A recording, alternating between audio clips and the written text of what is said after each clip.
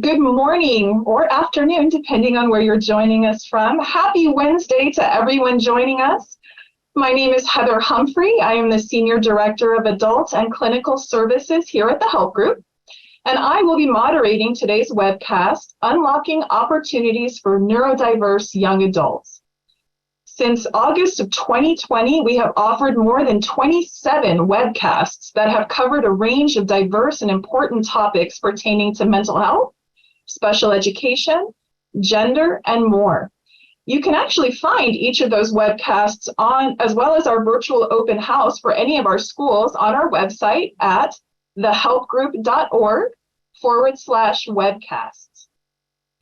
For almost 50 years, the Help Group has prided itself in creating new programs responsive to the emerging needs within the communities we serve. In recent years alone, we have launched a new school for students with learning disabilities or autism who are interested in science, engineering, technology, and math, a coaching program for young adults who need support and guidance to enter college or the workforce, a groundbreaking social support and mental health program for young people who identify as LGBTQIA+, a prevention and aftercare program to address child maltreatment in Los Angeles, and an early detection program for adolescents and young adults experiencing concerning psychiatric symptoms designed to prevent their escalation into fully diagnosable disorders. In respect to neurodiverse young adults, the Health Group has designed our Bridgeport School and Bridgeport Vocational Education Center to address the needs of young adults that are preparing to complete high school. Our Vocational Services Department offer a wide range of services to assist young adults with navigating the world of work. And our Advanced LA program is designed to support neurodiverse young adults with college and career counseling, life coaching, and social and recreational programming. We are pleased to support an ongoing relationship with our local community colleges, and collaborate with them often to meet the needs of our shared students. I would like to share with you that we truly have a group of speakers today that is just really the dream team of neurodiversity.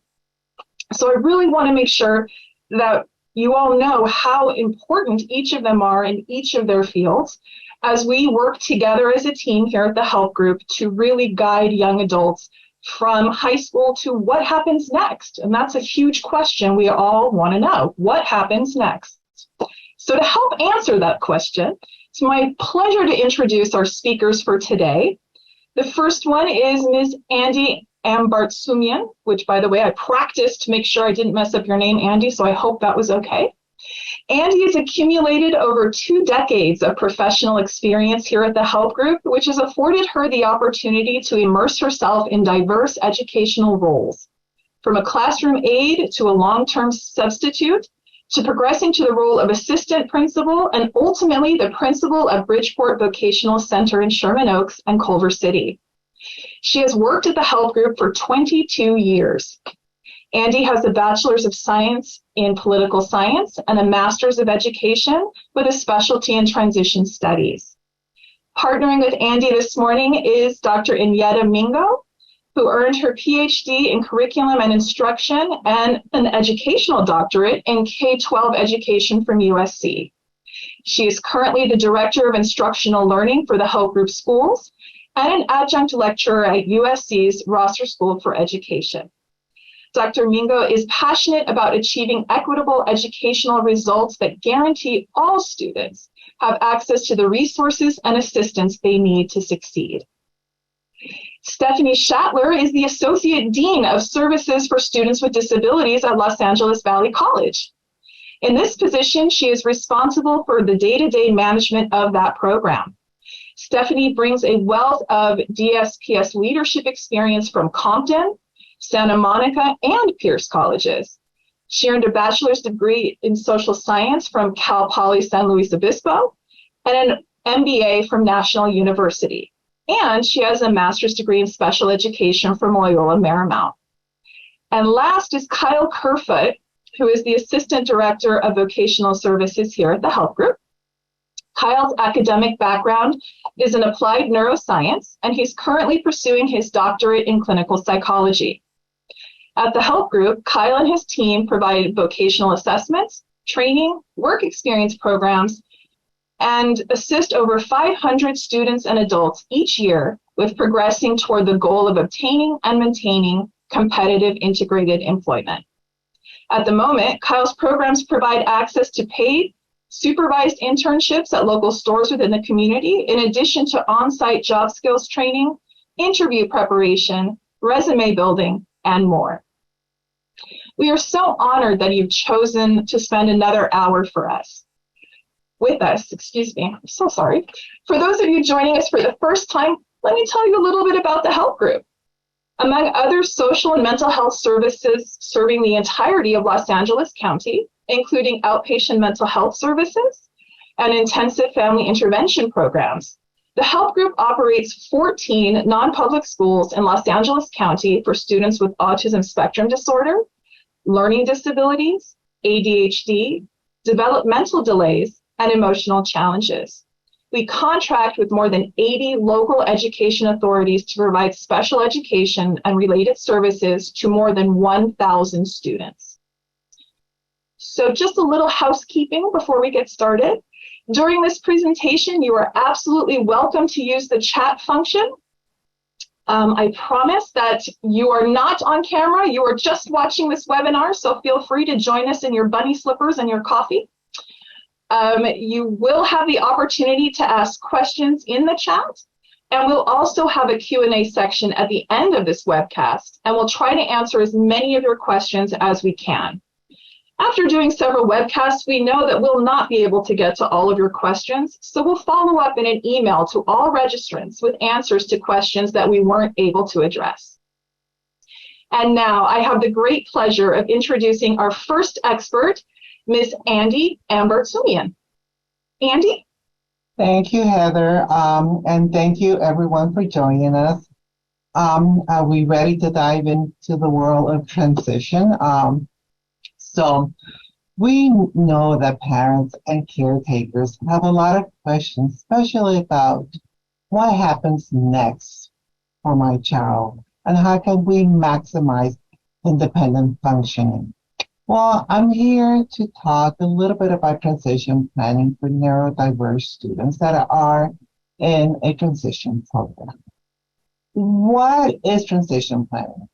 A transition plan is an individualized program for students with special needs to help them attain their goals to succeed in high school and beyond. A typical transition plan includes coordinated strategies and activities to support the student's transition from school to adulthood. Sometimes we believe that we are the bridge between school and the real world. Now, I gather from Heather that we have participants that might not be from California, so I could only talk about the California Ed Code, but here a typical transition plan for the California Ed Code starts at the age of 16, even though some other districts believe it's really important, so they have us do transition plans at the age of 14. But when we are looking at the overall document, it has three major parts. We're focusing on employment, education and training, and independent living. Those are the three main areas that are crucial to make our young adults successful in the future. Okay, what is the importance to implement the transition plan for students? A well-developed transition plan sets the student up for a successful move to another environment. It teaches them to accept new staff and cope more readily with changes. It is important to consider and develop a clear process to support students' transition. Once again, we start transition planning when they're in high school. We are doing assessments, informal assessments to see what their passions are, what their dreams are, what they want for their future. We like to think of ourselves as detectives and see what they want and figure out a path to their success. Okay, so Bridgeport, at Bridgeport, career awareness is a continuum that leads to hands-on opportunities involving career technology in the upper grades of high school as well as in the vocational center. The CTE, which is what we call the career technology education, is an amazing way to expose our young adults to what a job is. In high school, our teachers are teaching the theory of a job. I mean, most of us remember being 14, 15, and not knowing what we wanted to do. So the CTE allows our students to learn about different jobs, to learn the language, to learn what to expect at a job. So in high school, they're working on all of those theories. By the time they move on to a transition program, we're taking that strong foundation that high school has built and applying it to what we like to call the real world, to hands-on experience. Now, it is my pleasure to pass it on to Dr. Mingo. Yes, thank you, Andi. Good morning, everyone. One of the main questions that often come up from parents is what supports are available for students after high school. And our vocational center is one of the answers to that question. And as Andi referenced, often parents want to know how can our child be prepared to function in an environment self-sufficient. And so at Bridgeport Vocational Center, we have looked at and surveyed our students and parents to find out areas that are in career technical education, CTE, you will hear referenced often, programs that are of interest and applicable to our students' skills. So what is career technical education is often a question that we're presented with. And CTE is a program that helps your student, your child, develop technical and employability skills that are needed to succeed in the workforce, in their environment, so they can function independently. In addition, CTE engages coursework that gives our students, your child, real world experience through job shadowing and internships. You heard Andi reference to that a little bit. She gave some examples. But from a research perspective, evidence shows that students with special needs benefit from career technical education in terms of school completion and successful post-secondary life. Through these programs, students with special needs develop independent living skills that include personal skills, workplace skills, people skills that we reference as social skill development. And at our high school and at our vocational center for Bridgeport, it is important that we expose our students to CTE. And at the high school at Bridgeport, it is more of a theoretical procedure where the theory and the classrooms and the project-based learning take place. And then they transition over into the vocational center where it's practical and it's real world setting. Next slide, please.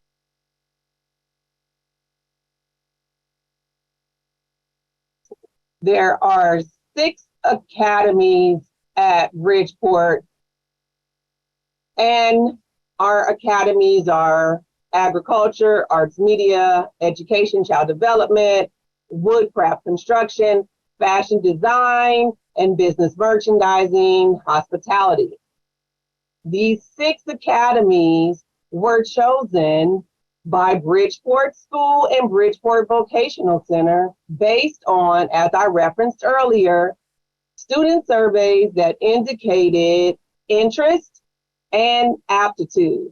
These academies, these 6 academies rather, were selected from a pool of 36 eligible academies that fall under career technical education for California as well as across the U.S. Additionally, Bridgeport Vocational Center has formed community partnerships that allow us to work with community colleges from the Los Angeles Community College District, and Bridgeport high school students earn 21st century employability and social skills badges from Los Angeles Valley College, taking courses with regard to CTE and social skill development. Our Bridgeport Vocational Center students earn certificates in various areas of hospitality, such as food handling, banquet server skills, hotel reservationist attendant, etc. Next slide. So I referenced our community partnerships.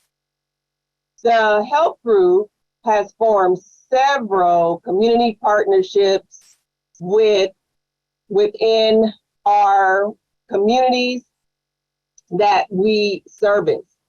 A few of our community partners are Sharky's, Office Depot. You heard Andi reference One Generation, Child Care Center, Universal Studios, and you heard me allude to Los Angeles Community College District. So the Help Group formed a partnership with Los Angeles Valley College to provide career technical education to students at Bridgeport High School and Bridgeport Vocational Center.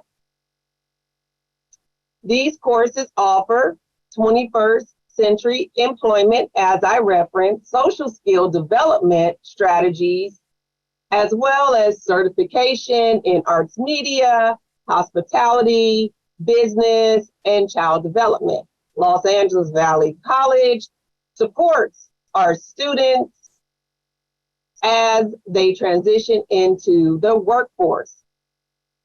We are pleased to have the Associate Dean, Stephanie Schlatter, from Los Angeles Valley College, and she will speak to the supports that Los Angeles Valley College provides to students with disabilities, as well as the support that Los Angeles Valley College has partnered with the Bridgeport High School and Bridgeport Vocational Center schools of the Help Group.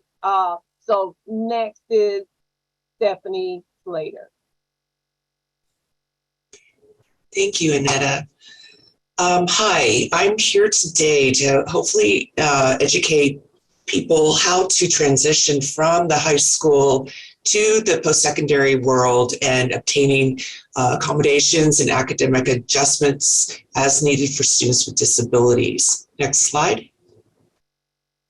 So our program, we're one of 9 colleges in the LA Community College District, and we are located here in Valley Glen, close to the Help Group. We offer an array of different services for students with disabilities, but this is a voluntary program, and a student needs to identify themselves and seek out accommodations with our office. Next slide.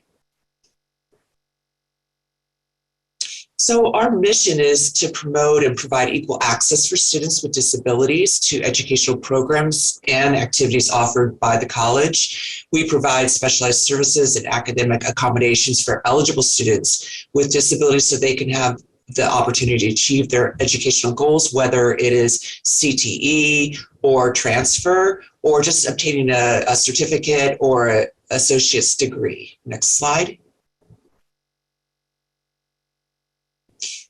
So again, we are here to provide equal opportunities for students with disabilities. We want to ensure that they have equal levels of communication, can afford the same benefits and services from the college as a neurotypical, and obtain equally effective opportunities and have the same rights and privileges as others. Next slide. So just the steps to register, you would first need to apply for the college and then get your student ID. We need to have a verification of the disability. That might be a 504 plan. It might be an individual education plan or a psychoeducational assessment or a medical document. We would have you then either send it in person. We accept disability verification, fax, email, and then we would set you up to meet with the disability specialist to talk about what kind of accommodations would be helpful and what your plans are as far as what your goals are here at the college. Next slide. And here's a list of different kinds of accommodations and academic adjustments. Please keep in mind that we do have some differences between the K-12 and post-secondary in that technical requirements and student learning outcomes need to be upheld. We do not do modifications of the core curriculum, but these are different kinds of accommodations that will help students in their pursuits of their educational goals. Priority registration, academic counseling, personal counseling. We do have sign language interpreter services available and captioning, note-taking assistance, different kinds of alternative media as needed, and as far as equipment loans and liaison services and connections to Department of Rehab and Regional Center. We also provide some internal math tutoring on top of what is available on the campus for the general population. Next slide.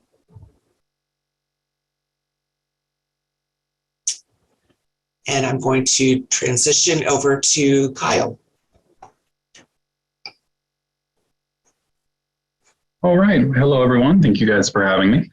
Since the last 10 years at the Help Group, I've had the fortune to wear a wide number of hats, ranging from summer camp counselor to TA, teacher, residential program manager, and currently I am parked over here right across from Valley on our Sherman Oaks campus, where I help facilitate some of the contracts that the Help Group maintains with various agencies toward the end of vocational and occupational training, primarily the Department of Rehabilitation, Department of Mental Health, Department of Education, local regional centers, and the Social Security Administration. So those are some of what I'll be talking about today. Next. One more. So when we're talking about what happens next, a lot of my colleagues already kind of mentioned that transition plan and what it may look like immediately following high school. Our program is a little unique in that we work with clients 16 to 60 years old who are all either entering their first job, rejoining the workforce after a long period without it, or somewhere in between.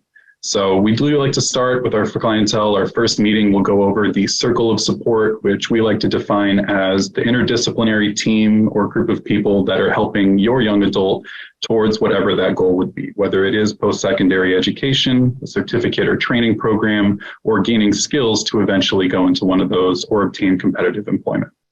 Now, for a circle of support, individuals starting young in life, you don't necessarily get to choose your circle. It starts off with your immediate family, your mental and medical health providers. As your academic progress kind of grows a little bit, it can include athletic coaches, academic or educational counselors, employment specialists, and other third-party specialists.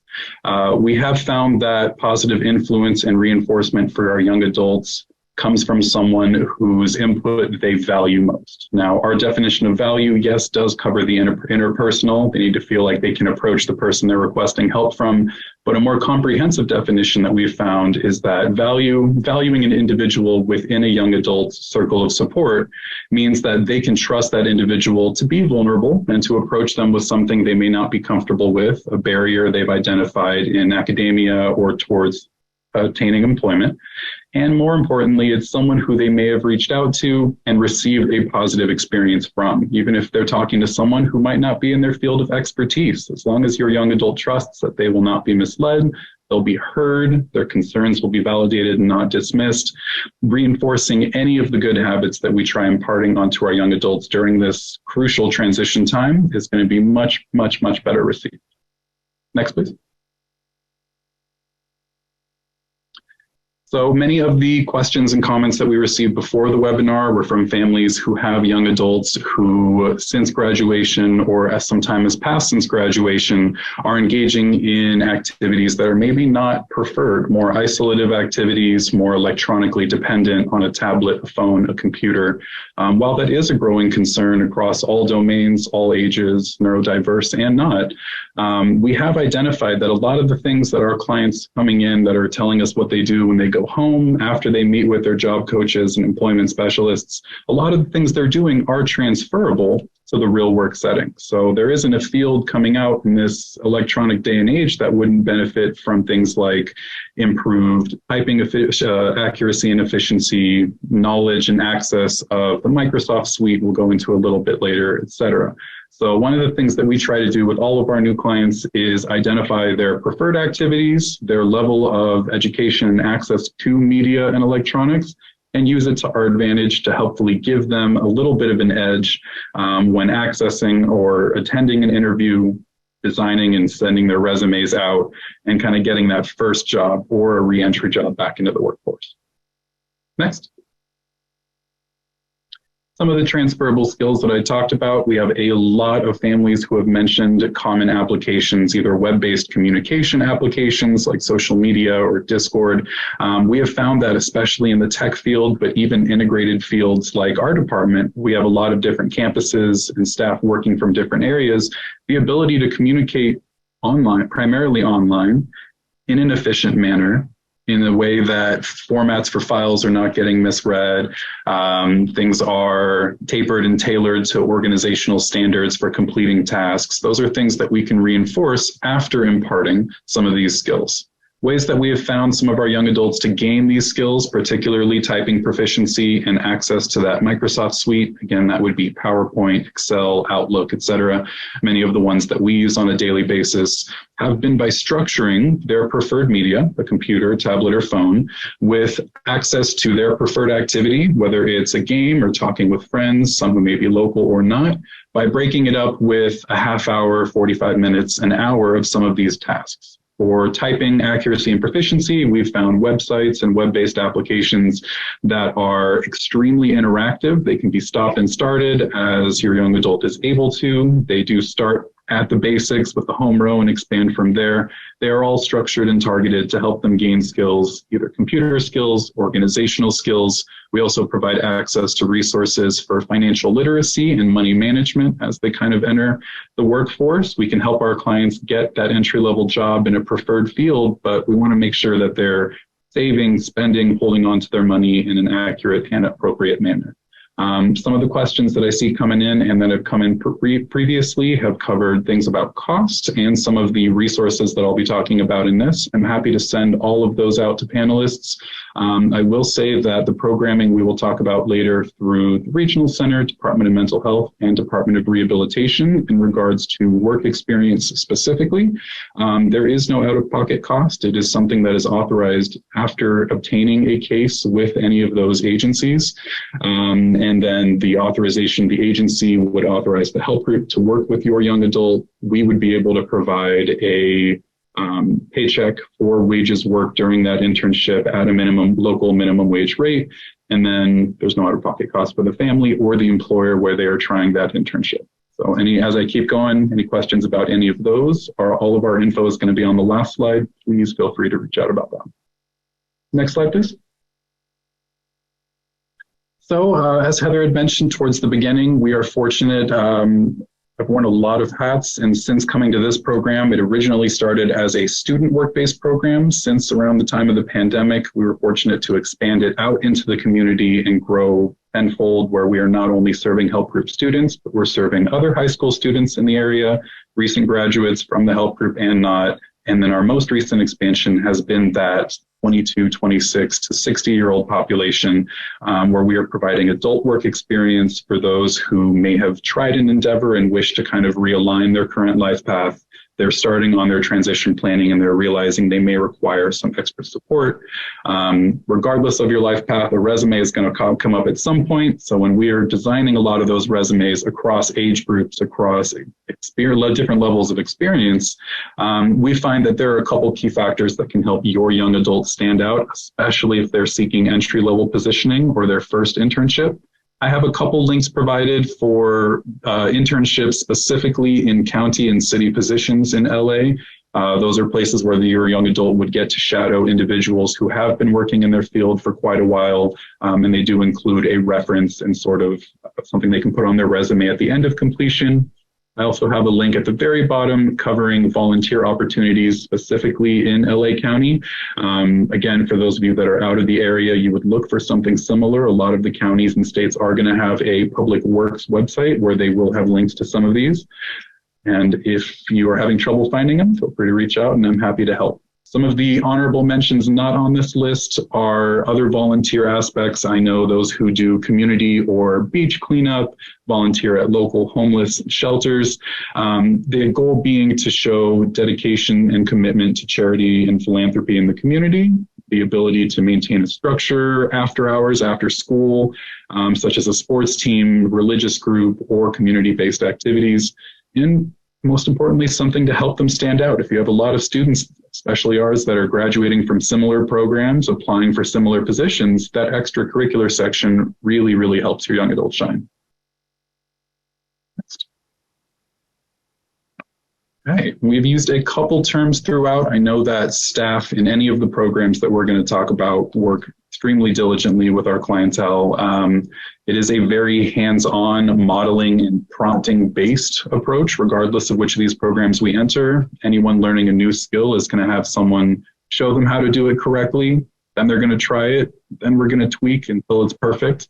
And then we're going to learn a new skill. It's a very scaffolded approach. It's very similar to how many of you may have experienced in IEP planning or general curriculum throughout high school, but it's something that we continue on through adulthood. It's a tried and true practice, and we found that it works. So job coaches, employment specialists, business specialists, depending on the agency, they're going to go by slightly different names, but a lot of them do serve a similar purpose.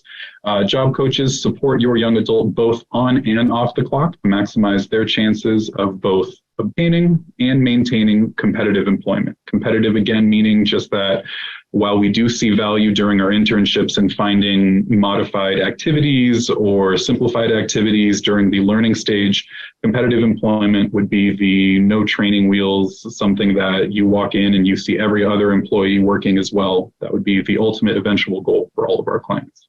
So some of the on-site supports are fairly straightforward. They can shadow your young adult during work, providing feedback, encouraging communication between the employer and the young adult to facilitate conversations to promote a stronger connection between both. Off-site, we start at the very beginning with the job search and resume building workshops. Our interview skills are something that we go over independently as well as mock group interviews. To practice all of the different ways that they may go about getting their first entry-level position.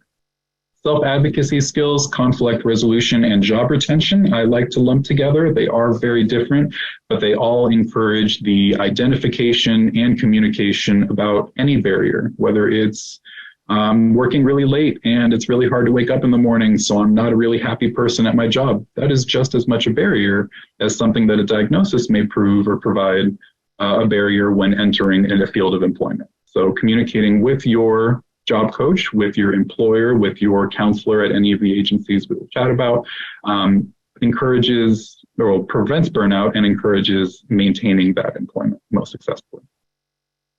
Next, please. All right, so all of these agencies that I talked about in the beginning, they do have dozens and hundreds of programs.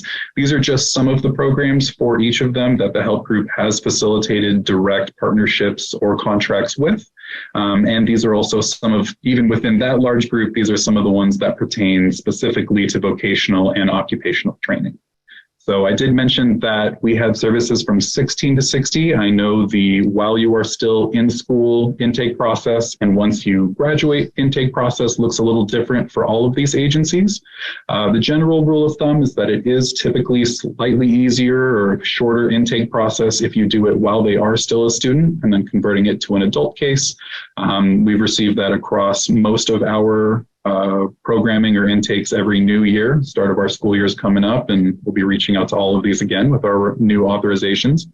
The programming that we offer through some of these agencies typically allows students and adults to work up to 100 hours in a supervised small setting, typically a 1-to-3 or 1-to-4 student to staff ratio or client to staff ratio. Where we can simulate work activities on our site at a help group campus in our various classrooms and work settings, off-site at local partnerships with stores like Target, Staples, Old Navy, Walgreens, Petco, in addition to some of the ones that we mentioned before. And then one of the ones that we do not facilitate with our staff directly, but have referred to is the Social Security Administration Ticket to Work program. You will have links and resources for how to find the agency office nearest to you or how to access that program on my last slide. Next one. So services that can be accessible from the home or in the community during the week. We have found a lot of families are interested Monday through Friday while I'm at work. What is something that my young adult can benefit from engaging on? A lot of people suggest online boot camps, but if your other goal or your secondary goal is to reduce the reliance and dependence on electronic media, that might not be as accessible as your preferred as you would like it to be. So for the remainder of my portion of the presentation, we're going to talk about day program services. Those are Monday through Friday services through the Regional Center, social and recreational services, which can include day program services, but also include evening and weekend community-based groups, residential placement and services, and then social skills training. As far as day programming through the Regional Center, your Regional Center counselor would have the most appropriate list of providers in your area. All of the agencies we'll talk about are going to have services that differ slightly by geographic region, so please make sure to either reach out about opening a case or talk to your counselor or a counselor of the day, which you can call any of these agencies and ask for someone who is on call at the office to answer any prospective questions from new clients. Day programs are community-based in that they are usually at a physical location or involve consistently moving throughout the community over the course of the day.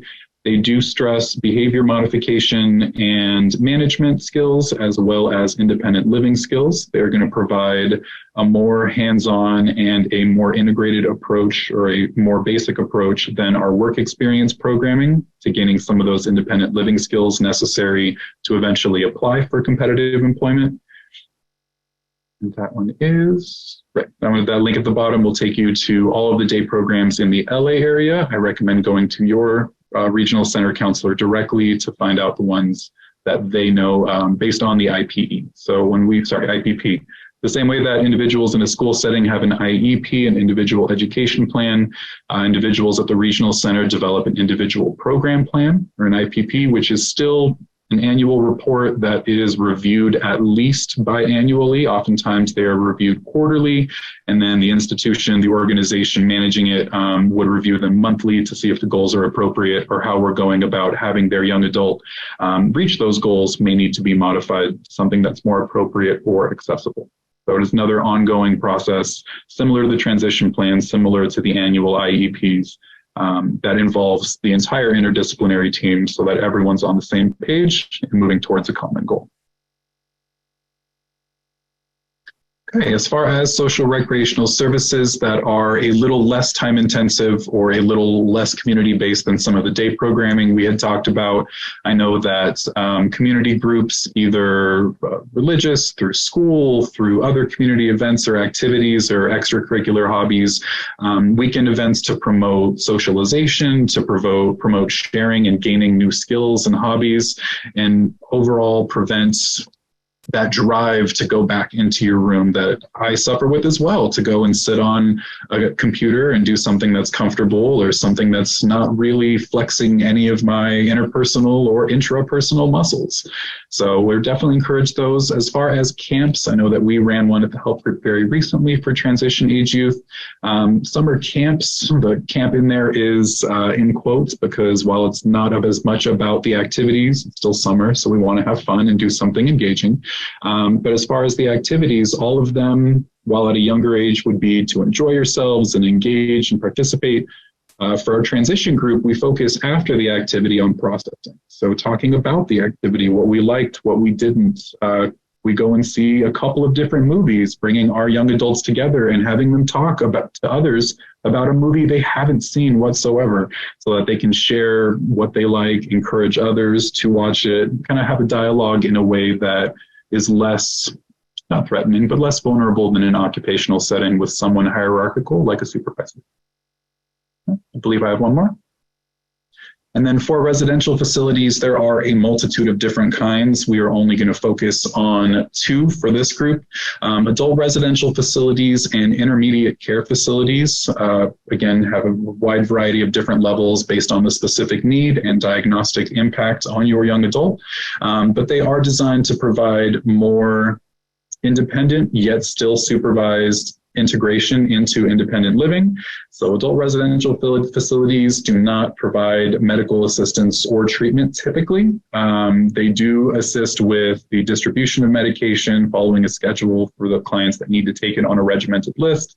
And then intermediate care facilities will do the same as well. I've had the fortune of working at the health group's intermediate care facilities, and I know that while staff do typically complete tasks for the residents, there is a meal that is prepared every night. Medication will never be missed because someone is always on top of it. There's always the encouragement and promotion of the residents and individuals participating in those activities to gain those skills, to have a little bit of buy-in for the things that they participate in daily. They take on cleaning and other tasks around the house to encourage ownership over their area and their domain instead of having something done for them, towards the eventual goal of developing a routine and structure and comfort completing all of those tasks.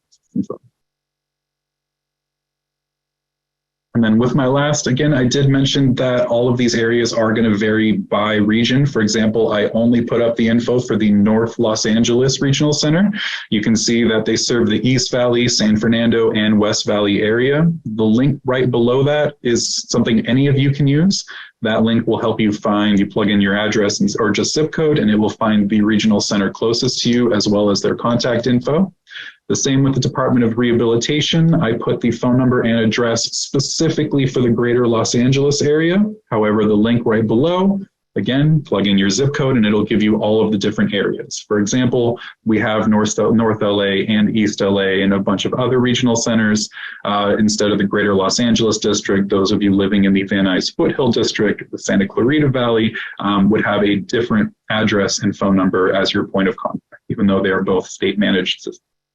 And then the Ticket to Work was something I brought up previously. That website at the bottom is a federal program.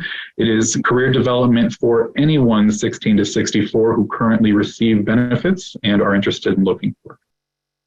So I definitely implore you to check out any of these resources. And if you had questions about any portion of what I talked about, please feel free to email me directly.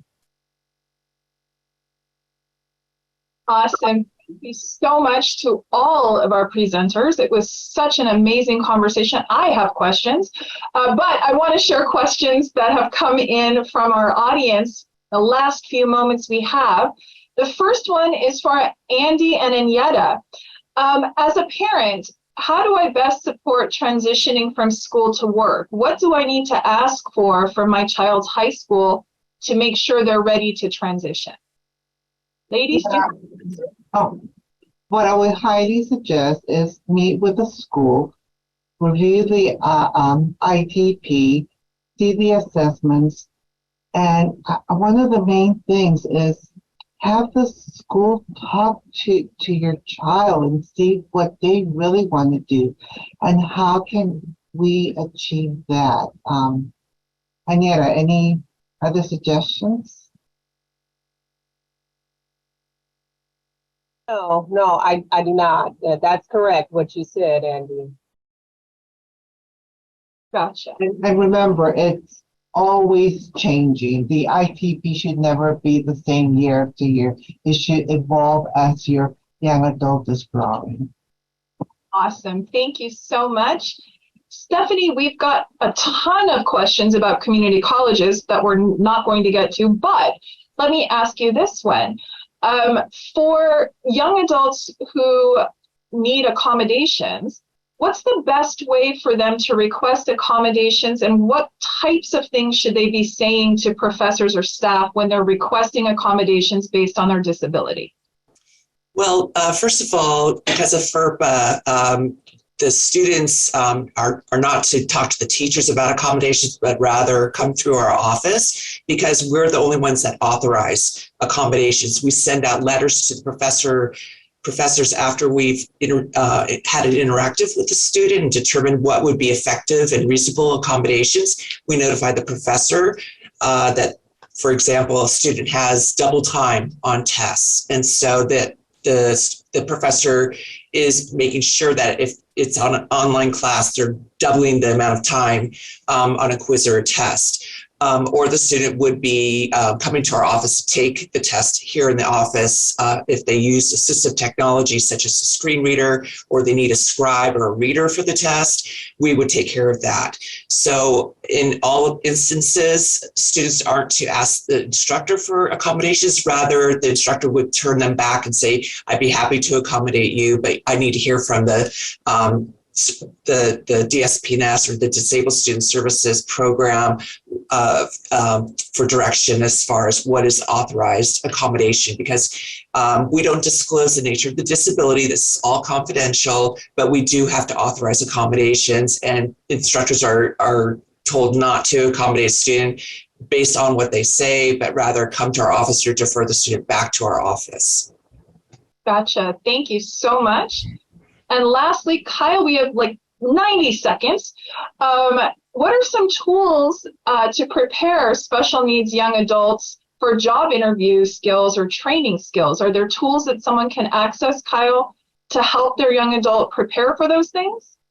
Absolutely. I know that modified versions of some of the workshops we offer can be found on YouTube, where they do have individuals who will present common mistakes that are made during an interview setting, and then they stop the video right there and talk about it with the family and your young adult, so you can actually see both good and bad reinforcement, and you guys can discuss maybe what you would do differently before they explain and offer an answer. I do know that obtaining a case with one or more of any of the agencies we talked about, requesting accommodation or assistive technology, whatever may be most appropriate depending on your young adult's diagnosis, to assist with the comprehension or retention of materials is also going to be beneficial, as well as maybe starting that conversation about if or how they may like to advocate for their diagnosis when having that interview. Will they communicate with the interviewer to mention some of the things that they may struggle with or not, based on personal preference?